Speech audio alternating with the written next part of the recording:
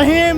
আজকে জানেন 17 বছর আওয়ামী লীগ থাকা আজকে আমাদের দাবি ছিল যে ম্যাডামকে উন্নত চিকিৎসার জন্য বাইরে পাঠাবো, কিন্তু আওয়ামী লীগ সরকার চিন্তা করতো যে খালেদা যদি দেশের বাইরে যায় তাহলে হয়তো আমি আরও তাড়াতাড়ি ক্ষমতা থেকে বিদায় নিতে হবে।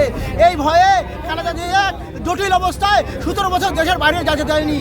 এটা হলো আওয়ামী লীগের চিন্তা ভাবনা।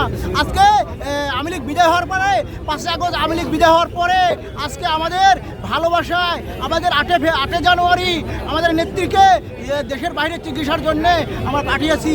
আজকে 17 দিন বেড়ে চিকিৎসা নেওয়ার পরে তারপরে ওর ছেলে আমাদের আগামী দিনের অহংকার রাষ্ট্রনায়ক তারেক রহমানের বাসা থেকে চিকিৎসা নেওয়ার পরে 4 মাস পরে আমাদের মাঝে ফিরে আসতেছে। এটা আমাদের চিন্তা যে আমাদের কি আনন্দ লাগছে এটা ভাষায় প্রকাশ করা যাবে না। আপনার পদ কি এবং আপনি কোথা থেকে এসেছেন?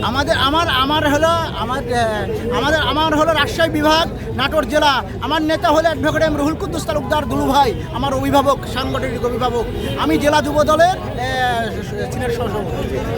উনি আসার পরে আপনাদের কোনো পদক্ষেপ, কোনো কর্মসূচি আছে কিনা? অবশ্যই আমাদের নেত্রী আসার পরে চিন্তা ভাবনা যে নেত্রী যে ঘোষণা দিবে, আমাদের স্থায়ী কমিটির সদস্য নেতাগুলো যে সিদ্ধান্ত নিবে আমরা সেই সিদ্ধান্ত অক্ষরে অক্ষরে পালন করব।